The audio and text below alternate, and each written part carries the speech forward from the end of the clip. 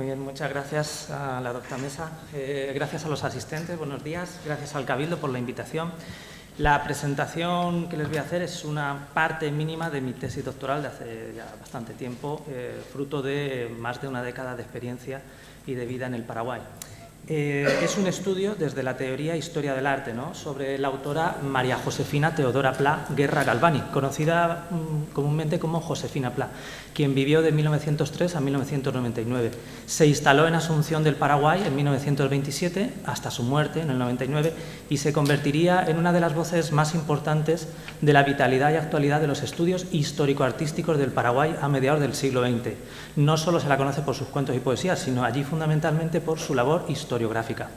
Tuvo una amplia actividad intelectual en periodismo radiofónico y escrito desde su llegada a Asunción del Paraguay hasta que en 1952 se dedicara a la enseñanza e investigación sobre temas de la cultura española y paraguaya. En el 53 estaría entre los fundadores del Grupo Arte Nuevo, que luego daría lugar a uno de los museos más importantes de Asunción, el Centro de Artes Visuales, donde se conservan gran parte de su legado en cuanto a cartas, documentación, fotografías y testimonios de época. Compaginó esa faceta divulgadora tanto como creadora, cultivando diversas artes, tales como el grabado, la pintura, el muralismo, junto al estudio de la historia del arte en el Paraguay, siendo una de las pioneras.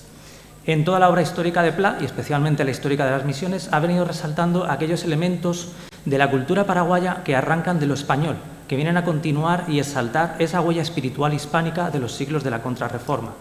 Hay una combinación de elementos que son propiamente hispánicos, pero adaptados al mundo indígena guaraní, con una producción artística que, como señala la autora, no era de consumo propio, sino que se insertó en el mercado regional de arte en la época colonial y que sobrevivió a su producción en pueblos incluso fundados en tiempo muy posterior a la expulsión de la compañía, en 1767, y que conservarían auténticos exponentes de esa producción original de las misiones.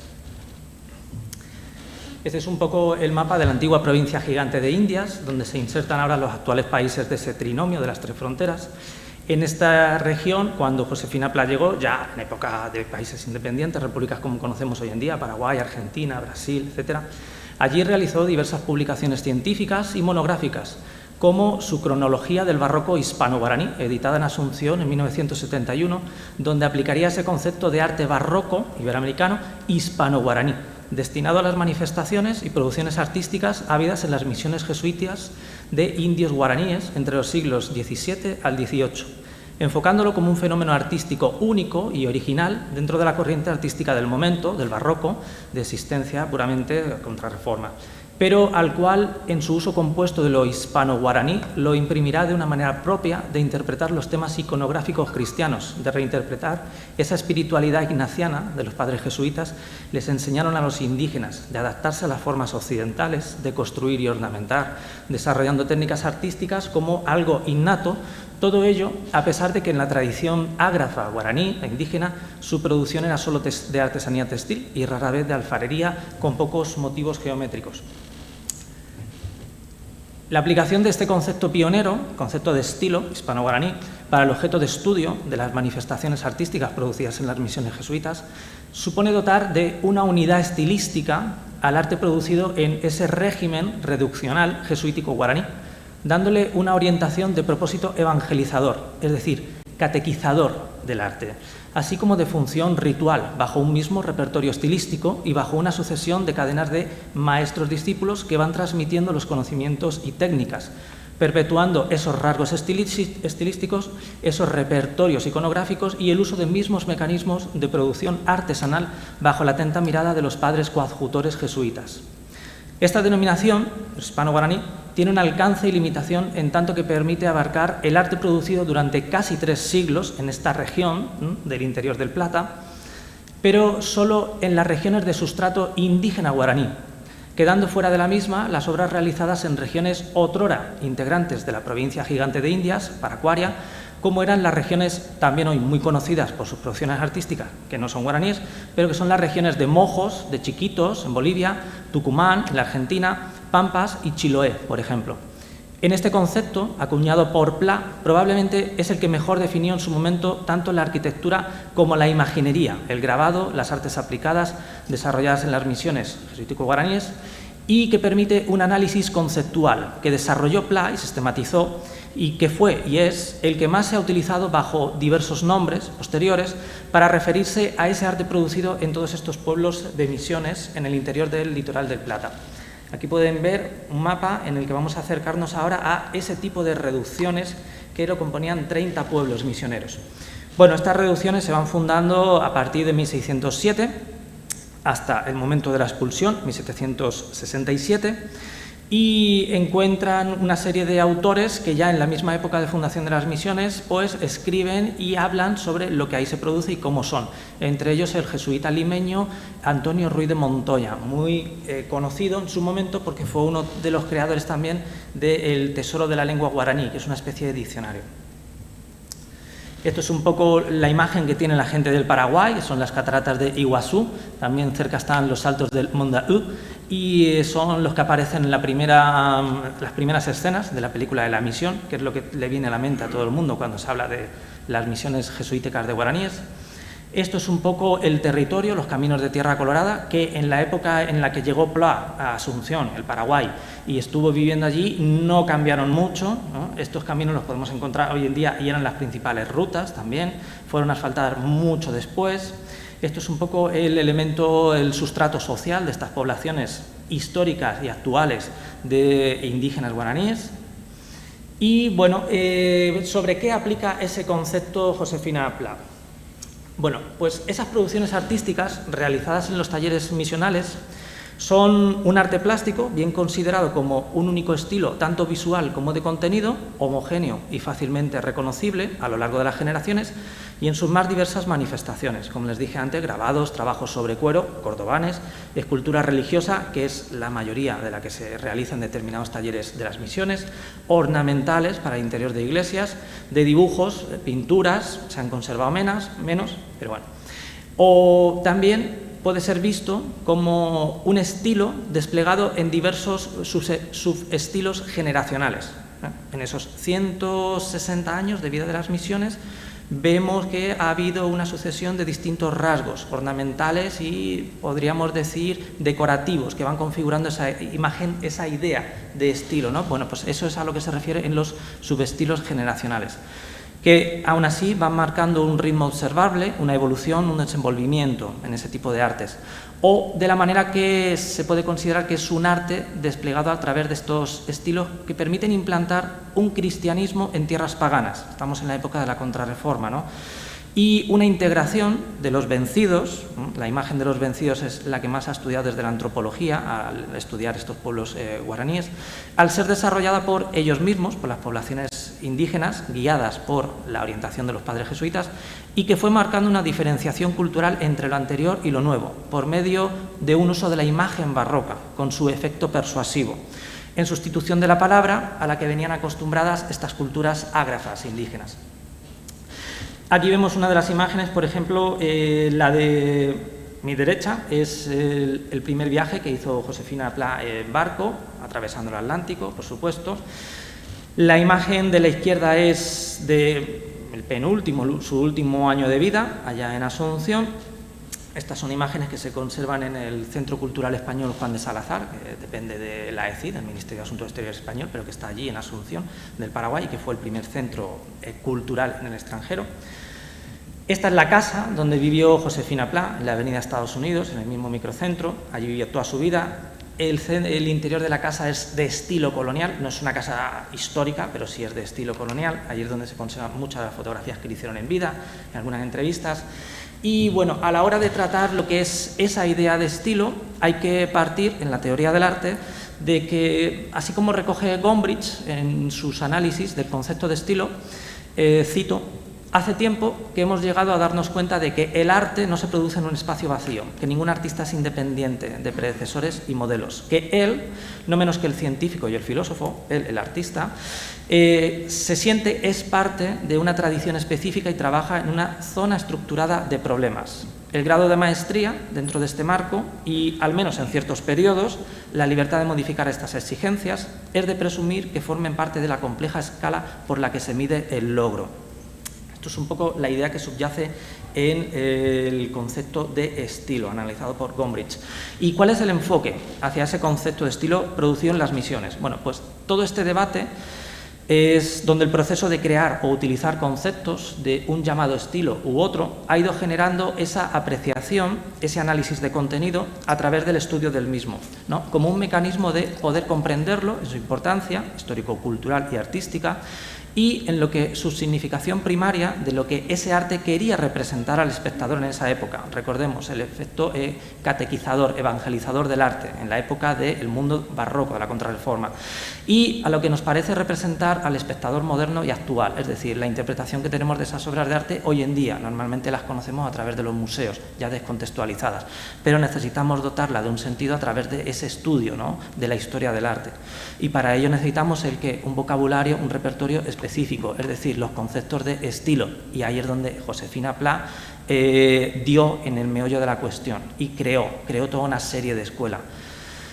A partir del estudio de las manifestaciones plásticas de este periodo se detecta cierta identidad visual homogénea, ¿no?, entre la manera de escoger los temas, de tratarlos, de presentarlos al espectador.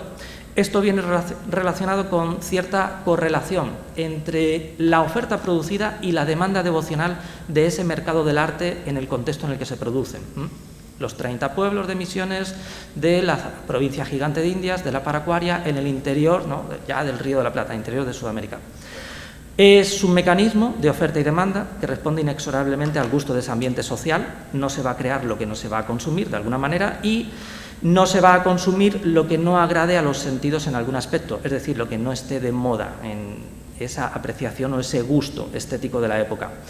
Y por otra parte, que permite satisfacer las demandas y expectativas puestas en esos productos de consumo, como son las obras de arte devocional. Estamos hablando de una producción, manifestación artística de imaginería religiosa, contexto de misiones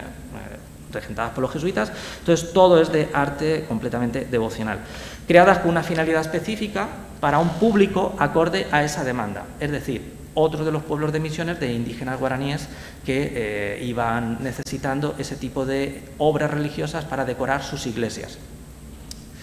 Bueno, pues en este proceso de creación de obras de arte es donde esa homogeneidad, identidad visual, esa idea, concepto de estilo, que podemos apreciar hoy en día en estas manifestaciones, es resultado de esa época, es lo que ha ido generando todo un debate posterior. Ese debate posterior ha ido pues acuñando diversa terminología, diversos conceptos y diversas, dijéramos, categorías a veces dentro, cronologías también y apreciaciones de sentido dentro del uso de un término u otro término, ¿no?, en función del autor, del historiador, de la escuela a la que pertenece, del país al que pertenece. Estamos en una región de un trinomio, 3 fronteras, 2 grandes idiomas, el castellano y el portugués, pero también el yopará, el guaraní, el mestizo, hoy en día. Entonces ahí intervienen muchísimos elementos, y luego, después de la expulsión de los jesuitas y del surgimiento de repúblicas iberoamericanas independientes, se van creando ideas de historias nacionales e identidades nacionales que se van construyendo, y también van aplicando ese enfoque, esa mirada histórica a esas producciones de esas misiones que siglos atrás estaban en su propio territorio, ¿no? Entonces ahí se va generando un debate muy amplio, muy extenso.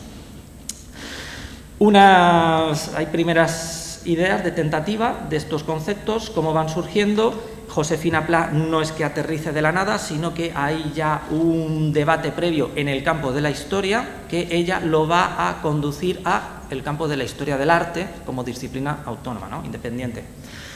Bueno, pues la aplicación de este término de lo hispano-guaraní, que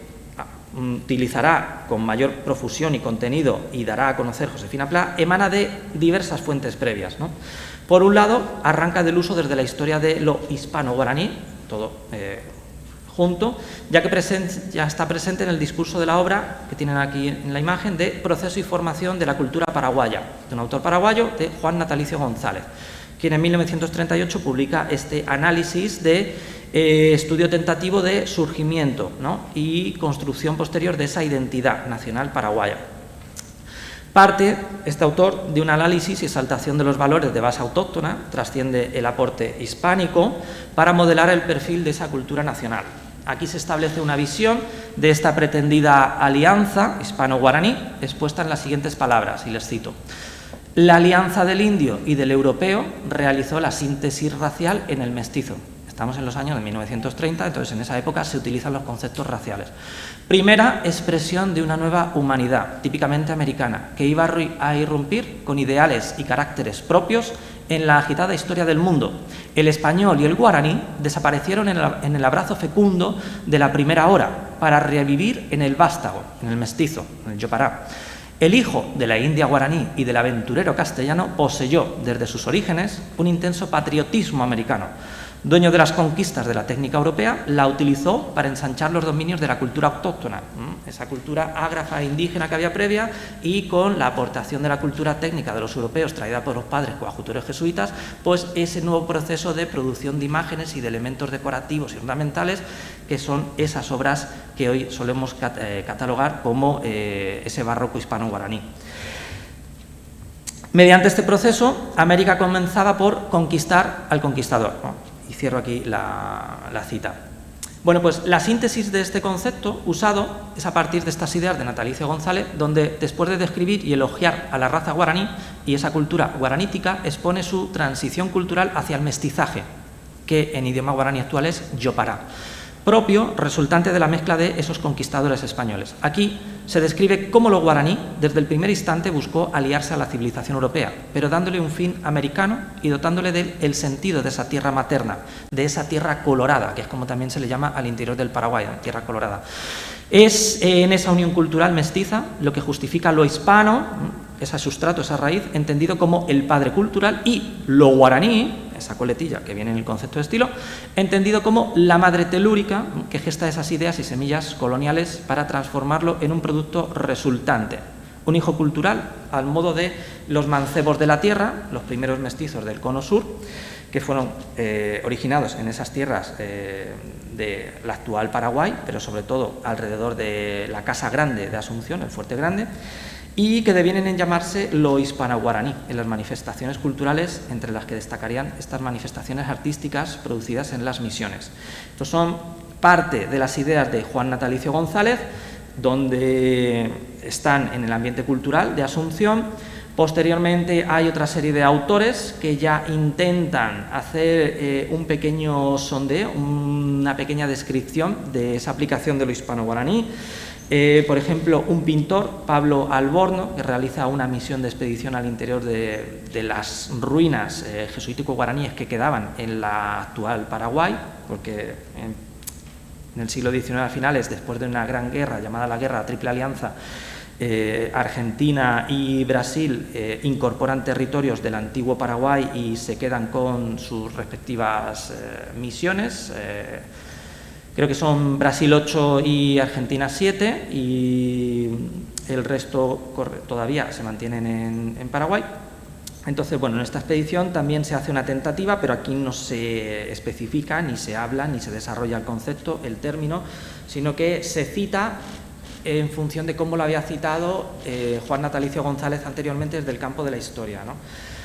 Y en este debate, ya en este periodo, es cuando Josefina Pla empieza a dijéramos, sumergirse en todo este debate, en toda esta cultura, empieza a viajar por el interior del Paraguay, empieza a recorrer las antiguas reducciones y misiones, y entonces ya lo que va a hacer es sistematizarlo en una serie de obras, como tienen aquí la primera edición y luego ediciones posteriores, continuando esas líneas anteriores de los estudios históricos de lo hispano-guaraní, ahora al campo del arte, y aquí en estas obras expondrá sus tesis, tanto como en diversas publicaciones científicas de la época, en revistas, incluso en la revista de Estudios Americanos de la Complutense también, y empieza a marcar un rumbo de análisis para los diferentes talleres misioneros presentes en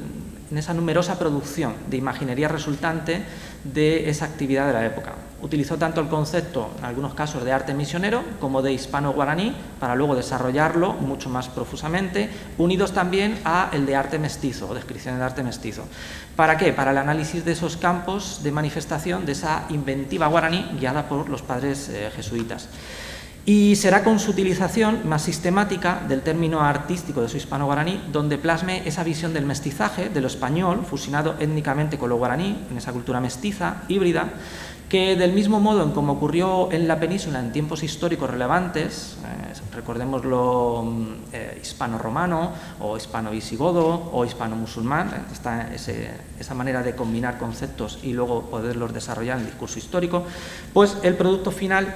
de esa combinación, donde lo dominante o resultante viene a ser el factor hispánico como sustrato,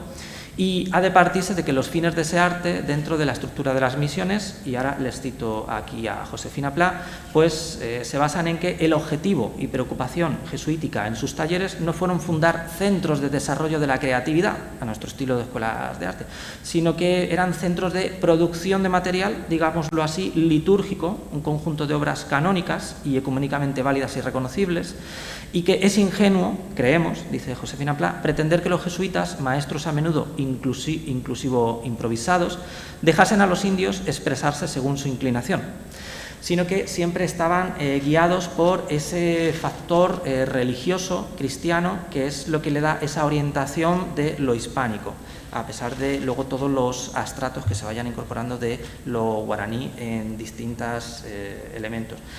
En el artículo ya luego podrán leer detenidamente parte del texto y de las fuentes y la bibliografía. Ahora yo aquí ya esto un poquito lo paso, quiero mostrarles solo algunas de las imágenes. Esto es una obra que se encuentra en el Museo de Arte Sacro allí. Esto es una obra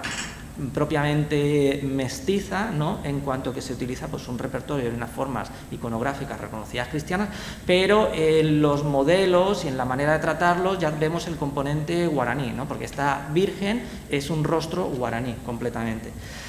Aquí vemos un detalle más del rostro y luego pues distintas obras que se encuentran en otros museos como el Centro de Artes Visuales o Museo del Barro, de Cristo atado a la columna o Cristo de tipo Cheomo, en el que los guaraníes reinterpretan, ¿no?, esa visión del martirio, en este caso, pero como los guaraníes, pequeña anotación, no creían en que para alcanzar la felicidad, esa tierra sin mal, ese paraíso, había que sufrir, pues entonces las representaciones del Cristo doliente, Cheomo, atado a la columna, a pesar de las llagas, al estilo castellano de gustar la sangre y las heridas, pues no representan ese dolor y muchas veces no tienen esa connotación así fuerte de rasgos de dolor, ¿no? Y luego pues distintas visiones de los actuales museos donde se concentran esas imágenes hoy en día. Este es el Museo Juan Sinforiano de Bogarín, al lado de la Catedral de Asunción, y otros museos ya en las propias reducciones, ¿no?, el Museo de Tesoros Jesuíticos en la misión, en la reducción de Santiago de Misiones. Y bueno, habiendo sido un poquito lo más resumido posible, porque el tiempo no da para más, les invito a que lean el texto cuando salga publicado y que sea de su interés para conocer que nuestra autora, majorera, del Islote de Lobos, pues tuvo una faceta histórico-artística importantísima, que creó escuela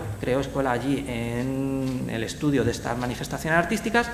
Y cuando decimos escuela, no solo en el Paraguay, sino como esas reducciones están repartidas en 3 fronteras, pues la Argentina y el Brasil también recurren mucho a estos estudios para poder clarificar y desarrollarlos en cuanto a contenido, cronologías, características y todo lo demás. Gracias.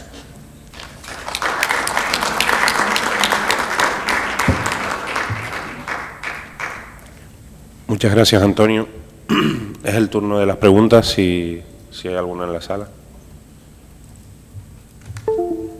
Que sean fáciles.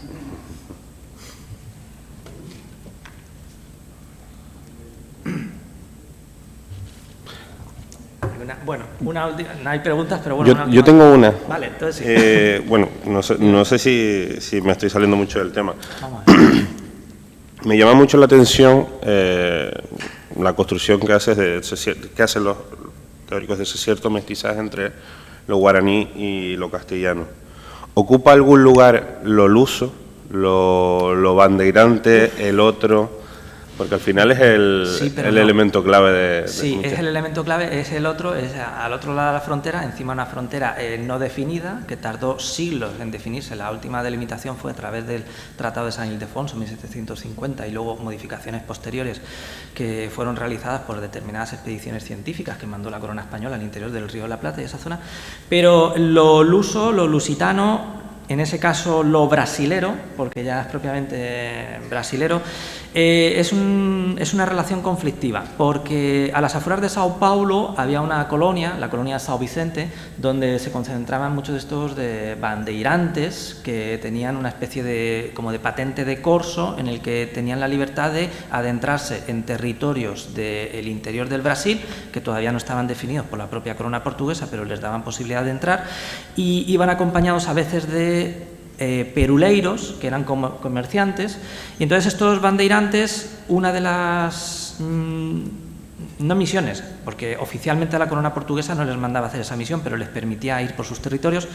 pues una de sus actividades económicas lucrativas era la captura de esclavos indígenas, ¿no?, en este caso guaraníes. Entonces hay una relación de persecución por parte de los bandeirantes y peruleiros hacia estas comunidades indígenas y de huida, ¿no?, siempre hacia el interior, buscando la selva, buscando evadirse de estas poblaciones indígenas guaraníes, que cuando están bajo reducción o bajo control de los padres jesuitas, pues muchas veces intentaban acogerse a la reducción, acogerse un poco a lo sagrado, para estar dentro de la protección de la corona española, que no permitía la esclavitud de los indígenas. Esto viene ya desde el Codicilo de Isabel la Católica, que no se permite esclavizar indígenas, otra cosa es poblaciones africanas. Y entonces esa era una relación de huida siempre al interior. Incluso aquí que estamos en Canarias y que yo vengo de La Palma, en Santa Cruz de La Palma hubo un palmero, José de Arce y Rojas, que fue jesuita y mártir en el Paraguay en el siglo XVII finales, si no recuerdo mal, y que era pues el típico caso del jesuita que está al mando de una misión con unos indígenas tal, y tiene que procurar que el acoso de bandeirantes y demás pues no capturasen indígenas. Y en este caso lo traigo a relación porque él, aunque murió allí en el martirio y es recordado como tal, es el primero que aparece en la escena de la película de La Misión, cuando en las cataratas del Iguazú arrojan a un jesuita atado a una cruz. Es este palmero, José de Arce y Rojas. Y entonces, a partir de esa escena, luego se desarrolla el argumento de la película, donde se ve que los guaraníes están en las reducciones y que son acosados por partidas de bandeirantes, donde Robert De Niro creo que es uno de los bandeirantes principales, luego se pasa a convertirse en jesuita y demás, y es toda esa relación. Entonces, claro, era una relación de huida, y hasta... Incluso hoy, aunque en el Brasil haya misiones históricamente de reducciones jesuítico y guaraníes, son producto no de que fuese territorio históricamente ligado a esa corona de Portugal, sino que son producto de lo que les comenté de la Guerra de la Triple Alianza. 1864 al 70, la Triple Alianza de Uruguay, Argentina, Brasil declaran la guerra al Paraguay del Mariscal López, y después de varios años de guerra y de masacre de población, pues se reparten por medio de una cláusula secreta que estaba en ese tratado de Triple Alianza, y se reparten parte del territorio. Y entonces, aunque hoy en Brasil tienen misiones jesuitas de esta época y las tienen como patrimonio mundial de la humanidad también declaradas, y las estudian y todo eso, y tienen sus propias escuelas de estudios históricos que desarrollan sus conceptos y demás y lo estudian, pero no estrictamente es relación de que perteneciesen a la corona de Portugal o de que los bandeirantes hubiesen hecho algo positivo por anexionarse eso, sino todo lo contrario, era siempre con fines esclavistas. Entonces, es una relación curiosa, porque en el Brasil los bandeirantes, si han viajado, están muy bien vistos. En Sao Paulo hay una gran avenida que se llama Bandeirantes.